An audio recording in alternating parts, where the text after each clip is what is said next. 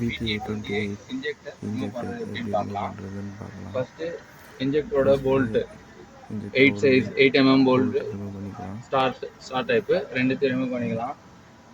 அதுக்கப்புறமேட்டுக்கா உள்ள அப்புறமேட்டுக்கா இன்ஜெக்டருக்குள்ள வந்து இருந்து பிளஞ்சர் ஸ்ப்ரிங்கு அப்புறம் ஸ்ப்ரிங் இது ரெண்டுத்தையும் ரிமூவ் பண்ணிடலாம். பண்ணிக்கலாம்.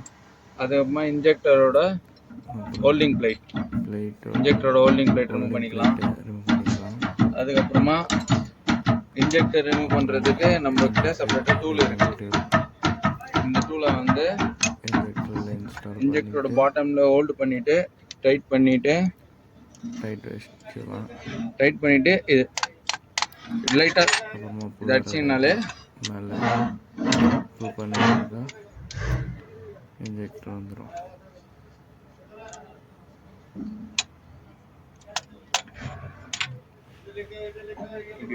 அடிச்சு மேலே எடுத்துக்கலாம். அவ்வளோதான். ஓகே.